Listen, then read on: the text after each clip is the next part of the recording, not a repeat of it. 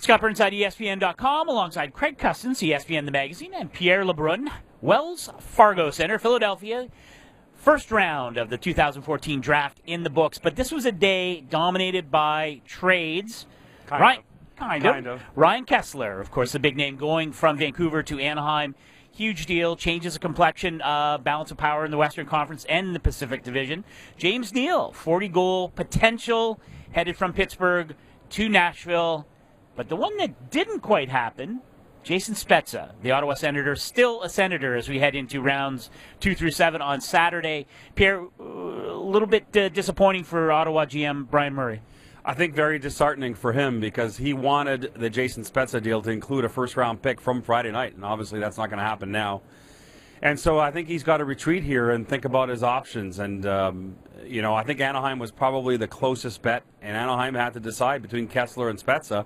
And I can tell you that the real thorny issue in the talks between the Ducks and the Senators was Ottawa's insistence on getting the 10th overall pick, the pick that they traded a year ago in the Bobby Ryan deal. And the answer from Anaheim from the get-go for the last month was no, you're not getting that pick. In fact, even in the Kesler deal with Vancouver, not till the last 24 hours before that trade did Anaheim finally relent and give up the 24th overall pick, which was a monumental shift in those talks with the Vancouver Canucks in getting the Kesler deal done. So, long way of saying this. I think for Spezza, Ottawa Senators may have to wait until July 1st to find out what happens with Paul Stastny, the other top center that's out there that gets to sign with a team or stay in Colorado without assets being delivered. And all the teams that are runner-up on Stastny may have to circle back to Ottawa and Jason Spezza.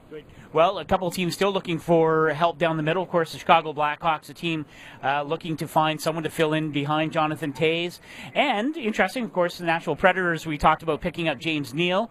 David Poile, the GM, would like to find someone to get him the puck down the middle in Nashville. Only so many centers, though, to go around. Yeah, I mean, you look at James Neal throughout his career. In Dallas, he was playing with Brad Richards. In Pittsburgh, he's playing primarily with Evgeny Malkin and sometimes with Sidney Crosby.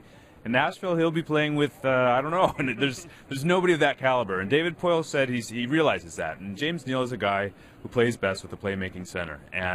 And so David Poile is going to look into free agency, and I suggested to him there's a guy in Colorado that he knows well from the Olympic team, and he kind of smiled. He said, we're going to do whatever it takes to try to find that centerman in Nashville, and I don't believe they're done in Nashville. Well, of interest, by the way, a segue, the Nashville Predators are said to have been very interested in Jason Spezza, by the way. However, Spezza, the Predators are on the Knicks list for Jason Spezza, not among the teams that he is willing at this point to waive his partial no-trade clause for. I just throw that out there because if this summer continues and Jason Spezza still hasn't been traded like he's asked to be traded, does he have to extend his options? True. Well, let's talk about another center and part of the big news of Friday. I was going to say the Phoenix Coyotes, whose name changed on this very day to the Arizona Coyotes, buying out Mike Ribeiro less than a year after signing him to a big deal. Very disappointing, obviously. Mike Ribeiro not having the season that the Coyotes needed him to have. He was a point-a-game guy in Washington 2 years ago. Has some off-ice issues. GM Don Maloney referring to those behavioral problems that they didn't feel comfortable moving forward with. But he is a guy, when he's healthy, could fill in nicely as a second-line center. And whether it's the Chicago Blackhawks or the Nashville Predators, certainly his market value has to have taken a significant hit with this buyout and the issues there. I mean, do you see Mike Ribeiro as a potential plan B for some of these teams who may be up against it cap-wise, or, with Jason Spezza's case, maybe not want to go to a particular team? Pierre, is that factor into it now? Well, I don't want to get too much into it. I mean, first of all, we understand that Mike Ribeiro's, getting some help for some of these off-ice issues, but I think there's going to be some pretty serious due diligence by any teams that even consider signing him at this point, let's be honest. But I think what's more interesting is what does Phoenix do at this point? I mean, they brought him in a year ago because they needed a top-scoring center threat. Now, Antoine Vermette had his best year. Martin Hanzal, another terrific two-way year. But the reality is this is now a team without a number one center. Again, a problem that the Arizona Coyotes have had for a very long time. So let's see what they do now with more room under the budget, more room under the cap to try and go out and get a top six guy. Well, when we talk about the Arizona Coyotes, the name that often comes up, and we've talked about this in the past few days, Keith Yandel. They're very deep along the blue line. Oliver Ekman-Larsson is the real deal. He's a machine back there.